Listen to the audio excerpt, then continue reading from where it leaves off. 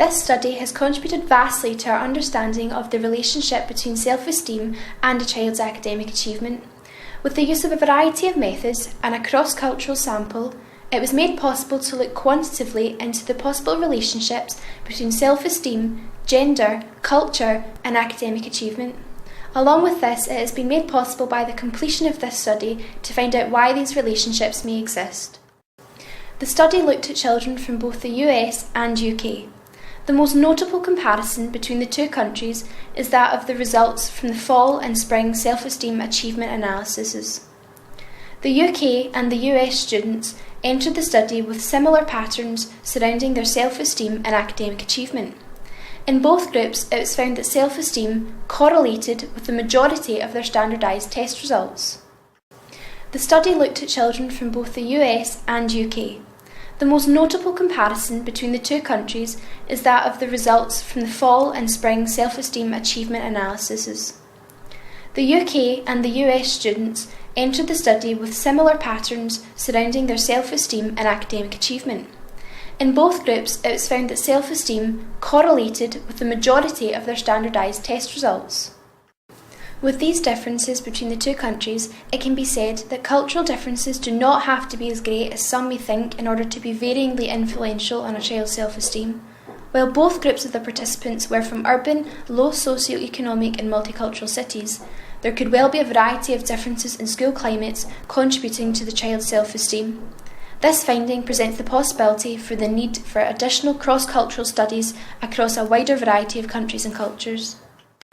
Children are often found to give overly confident self-appraisals, however they develop a more accurate depiction of themselves as they grow older. Looking back to the significance of maths in this particular study, this focus on mathematics was not found to be of continuing importance in regards to the regression analysis. However, other tests in this study did find maths to be consistently related to self-esteem, possibly even more so than any other school subject. It was not the intention of the study to focus so intently on the relationship between maths and self-esteem, but the results from this in this study are highly relevant to the discussion of the third part of this study, and that the influence of gender-targeted cultural expectations on academic success are looked at. Furthermore, the combined qualitative analysis of the best and worst maths students revealed patterns that support a possible link between maths scores and self-esteem. In a study by Wigfield et al. In 1991, it was found that in a Michigan school, maths and self-esteem correlated for students in junior high, and that this effect was already measurable before the children were 11 years old. In addition to the findings that females hold the strongest relationships between self-esteem and achievement, regression analysis also found a positive interaction in the fall and spring between the self-esteem and writing scores for US boys, but not for girls. Therefore, the two findings, that girls' self-esteem was related to their maths ability and boys to their writing, concluded that there might be a possible influence from cultural expectations on student self-esteem. An example given in this study is that the strong relationship between girls from the US and maths may suggest that when cultural importance is placed on an academic skill, yet a particular section of the population is not expected to perform strongly, when they do, it may be the result of or cause of a heightened self-esteem. It has been found by other researchers that there may be evidence in the US for gender stereotypical behaviours becoming more influential as students progress into early adolescence. Others have found that some gender patterns in middle school writing achievement may be a function of gender orientation rather than of gender. This rise in gender role focus may influence skill performance expectations, meaning that boys will have high expectations for success at maths tasks, but girls are higher expectation for English language ability than that of the boys. The patterns within the maths and writing that were found in this study have provided undeniable evidence that children around the ages of 11 to 14, mostly in the US, continue to conform to gender-orientated academic skill expectations. When societal expectations do not match with their actual performance, however, this may relate with a child's low self-esteem. Even though in this study the regression analysis suggests that the level of false self-esteem influences later writing performance, for males as measured by a standardised test in the spring, other unpredictable variables in this naturalistic study may influence performance and/or self-esteem throughout the school year. School children have often been found to have incorrect thoughts and opinions of themselves dependent on their abilities. Overall, this study, using a mixed methodological investigation, has given many researchers, teachers, parents and even students the chance to dive into exploring the possible relationships and influences between self-esteem and school achievement.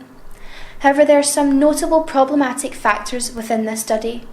Due to its longitudinal nature, the student sample did decrease over the year, and uncontrollable factors did have varying influences on the students. As a result of this, it would be wise to form a more reliable conclusion based on both the quantitative and qualitative data. This may mean having a non-directional correlation analysis.